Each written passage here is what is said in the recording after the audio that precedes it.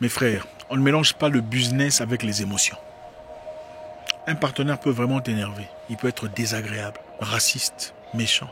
Mais vous continuez à travailler avec lui jusqu'au moment crucial, au moment nécessaire, au moment où il faut partir. Dans la vie, il faut savoir flatter les gens. Ce n'est pas de l'hypocrisie. Il y a des gens qui vous diront, moi je ne suis pas hypocrite. Moi si on ne me fait pas ça, je fais ça. Non. Vous allez mourir de faim. Avec votre grandeur. Vous savez, aujourd'hui on va parler sur un principe très intéressant. D'abord, je ne suis pas votre gourou de comment faire de l'argent ou comment devenir riche sur Internet. Je n'ai pas ces compétences-là.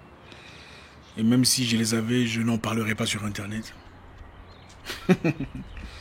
Comment devenir riche en faisant ça? Je pense en toute humilité que ceux qui sont vraiment riches ne disent pas comment devenir riche. On vous demande plutôt qu'est-ce que vous faites. Dans quoi êtes-vous plongé? Quelle est votre activité de vie, votre activité commerciale? Il n'y a pas de formule magique sur comment avoir de l'argent. Ça n'existe pas. La vie a plutôt des principes. Des principes qui se cristallisent en accord avec la discipline et les compétences de chaque humain qui s'y applique. Donc on peut prendre ce principe et l'appliquer chez chaque humain, ça ne fonctionnera pas de la même façon. Les principes fonctionnent en accord avec votre discipline et votre dévouement. Il n'y a donc pas de formule comment devenir riche en faisant ça. Comment devenir riche en faisant ça. En tout cas, si on a, moi, je n'ai pas ces compétences-là. Je vous donne des idées, des pensées, des choses qui ont certainement fonctionné pour moi, qui peuvent peut-être fonctionner pour vous, dépendamment de votre niveau de discipline et de votre dévouement. Aujourd'hui, on va parler d'un sujet très intéressant, un sujet qui touchera beaucoup de personnes. Vous êtes un batailleur, un courageux, un garçon ou une femme qui se cherche. Je suis persuadé que vous vous retrouverez. Il n'y a rien de plus important pour un travailleur, un commercial, pour un bosseur, pour un entrepreneur que son réseau. Un bon réseau vous permettra de voler à des hauteurs peu communes et un mauvais réseau vous laissera sombrer dans des profondeurs abyssales. Le réseau est tout. Vous savez, je suis une fois parti dans un pays de l'Afrique de l'Ouest, que je tairai le nom. J'ai passé un moment super agréable avec beaucoup de gens influents, beaucoup de personnes proéminentes de la ville, promoteurs de télécommunications, numéro 1 importateur des ciments dans le pays et un autre monsieur gérant général de toutes les pharmacies du pays. Très impressionnant. En tout cas, un très beau réseau, un réseau fort. Et 24 heures plus tôt, je rencontrais tout le contraire. C'est-à-dire des jeunes dans des difficultés sérieuses. Des hommes et des femmes qui pataugeaient dans la misère. Et c'était évident. Des gens qui certainement ne vivent pas dans le même spectre que ceux-là. Bien qu'ils soient tous dans le même pays. Écoutez, dans chaque pays, vous remarquerez deux groupes de personnes, généralement. Il y a ceux qui vivent, ceux qui progressent, ceux qui avancent, ceux qui signent de contrats, ceux qui reçoivent des faveurs, ceux qui ont des avantages et le reste. C'est ça le réseau. Je sais que ça pourrait paraître bizarre. Ils ne sont pas nécessairement des gens de bonne moralité. Leur réseau les permet d'avoir des possibilités. Leur réseau favorise chacun, à son tour, vers un progrès évident. Il est nécessaire d'avoir autour de soi des gens qu'on aime, des gens à qui on peut faire confiance, des gens qui nous font plaisir, des gens qui nous font du bien. Mais il est impératif d'avoir des gens influents autour de soi. Des gens qui peuvent vous propulser vers l'avant. Des gens qui peuvent vous recommander vers une opportunité claire. Et ça, c'est dû à un réseau. Les gens font les gens. Ça ne tombe pas du ciel. Même quand vous priez pour avoir une opportunité de vie, vous priez pour avoir de l'argent, quand vous êtes dans la misère, qu'est-ce qui se passe? L'argent tombe du ciel? Non. Ça vient toujours d'une personne, un humain, quelque part.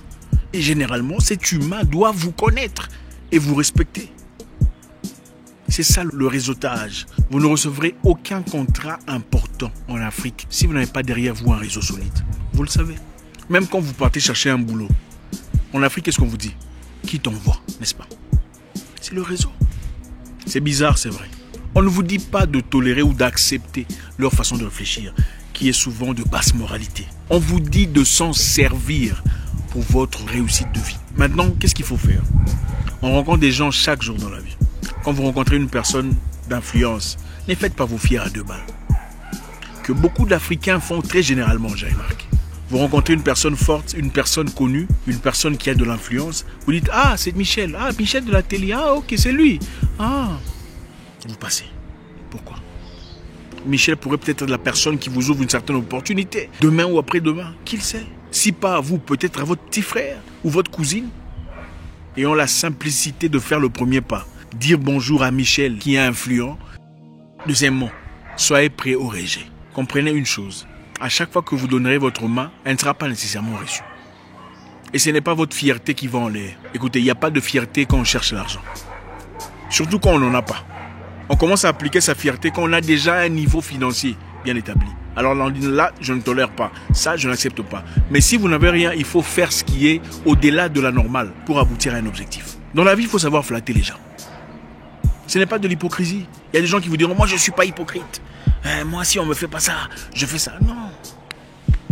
Vous allez mourir de faim. Avec votre grandeur, sans argent, 31 $ en banque. Faites le premier pas. Si vous ne recevez pas en retour ce que vous cherchez, réajustez, réorganisez. Mes frères, on ne mélange pas le business avec les émotions. Un partenaire peut vraiment t'énerver. Il peut être désagréable, raciste, méchant. Mais vous continuez à travailler avec lui jusqu'au moment crucial, au moment nécessaire, au moment où il faut partir. On ne quitte pas par sentiment. Ah, je ne peux pas supporter ça, je m'en vais. Ce n'est pas très intelligent. Il y a des moments où vous mettez vos sentiments de côté. Vous placez vos émotions à l'arrière-plan. Et profitez des intérêts. Profitez du moment.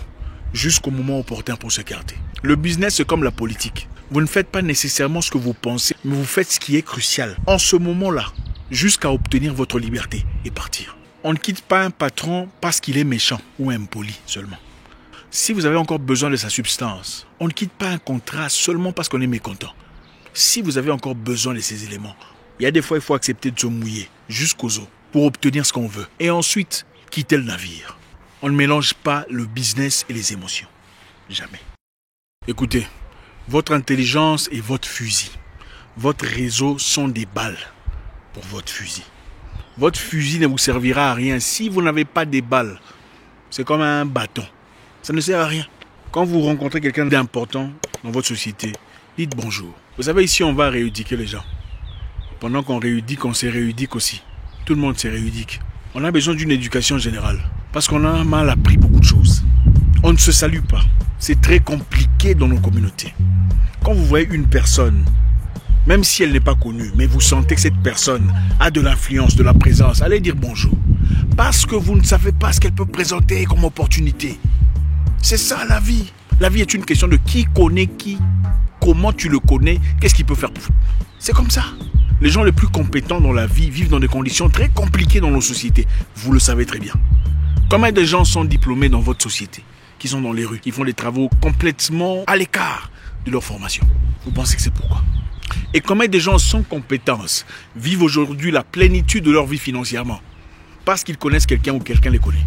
Vous pensez qu'ils sont tous associés à ces personnes de manière familiale? Absolument pas. Dans la vie, quelquefois, il faut savoir se placer correctement aux bons endroits. Moi, je connais un garçon que j'ai vu dans un pays que je tairai le nom. Il est partout. Dans les finances, il est là. Dans les réunions commerciales, il est là. Avec les musiciens, vous le verrez. Il est toujours derrière en train de prendre les sacs, en train de bouger. Avec les politiciens, il est là. Je l'ai vu partout. Finalement, il ne vit pas dans la misère. Il progresse. Il a trouvé un contrat récemment. Aujourd'hui, il vit librement de ces personnes. Il faut savoir se placer dans la vie. Si vous n'avez rien du tout, la seule chose que vous puissiez avoir, c'est savoir parler, être agréable aux gens. Ma mère avait l'habitude de dire, l'enfant qu'on envoie ne meurt jamais de faim. L'enfant qu'on envoie va acheter du pain, va acheter des beignets, va acheter des bananes, ne meurt jamais de faim. Ça veut dire quoi? À chaque fois qu'il achète du pain et rentre, on lui donne un morceau. À chaque fois qu'il amène des bananes, on lui donne un peu de banane. Va acheter du charbon, il amène du charbon, on lui donne. Achète du poisson, on lui donne aussi un frétin. À la fin de la journée, il a des bananes, du poisson, des pains, du charbon pour cuisiner son frétin. Ça fait partie de la vie. Il faut savoir créer un réseau, être gentil, simplifier sa vie. Tout le monde est superstar en Afrique. Tout le monde est célébrité. Non, moi je dis pas bonjour. C'est eux qui doivent commencer. Toi, tu es qui? Eh bien, tu vivras toujours la même vie, la fausse vie sur Instagram avec des champagnes à moins cher. Tu peux vivre correctement comme ça. Mais tu ne t'élèveras jamais à un niveau supérieur à ce que tu es déjà. Ce que tu es aujourd'hui n'est que les résultats des gens qui t'entourent. Si tu aspires à devenir beaucoup plus que ça, il faudrait t'associer aux gens beaucoup plus grands que toi. N'attendez pas que vous ayez besoin de lui pour le contacter. Parce qu'il n'est pas bête. Les gens ne sont pas stupides.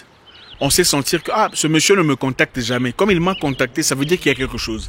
Et si vous venez confirmer la théorie, croyez-moi, vous êtes nulle part. Si comme par hasard vous alliez quelque part et quelqu'un vous donne un numéro de téléphone, vous aussi non plus ne vous gênez pas de lui envoyer un message. On ne sait jamais dans la vie. N'attendez pas le moment où vous aurez vraiment besoin de lui pour le contacter. Parce que là, vous aurez foiré. Les gens ne sont pas stupides. Le réseau vous élève, le réseau vous grandit ou le mauvais réseau vous fait tomber. La vie n'est pas un théâtre ou une salle de comédie. C'est bien d'avoir des gens qu'on aime, la famille, les amis, tout ça, mais il faut avoir des gens qu'on n'aime pas nécessairement, mais qui sont influents et vous permettent d'avancer dans la vie.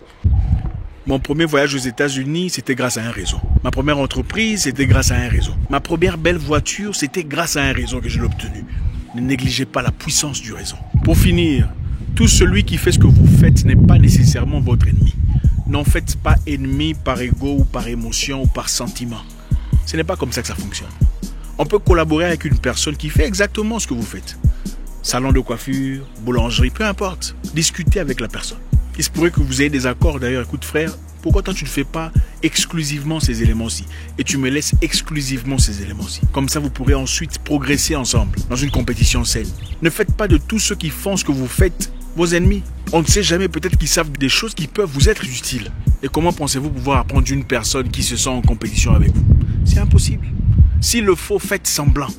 S'il le faut, faites l'hypocrite. Ce n'est pas de l'hypocrisie, c'est de la stratégie. Avancez. Ah mon cher, comment tu fais ça vraiment? J'adore. J'aime beaucoup ce que tu fais. Est-ce que tu peux m'aider? Est-ce que tu peux m'assister à aussi améliorer mon touche? C'est comme ça qu'on fait. La vie est un jeu. Quand tu viens apprécier une personne, directement, il se dit, ah, donc je suis important. Surtout quand il pensait que tu étais une compétition. Tu viens ouvertement, gentiment le demander. Directement, ils se sont obligés de faire beaucoup plus que nécessaire pour te faire plaisir.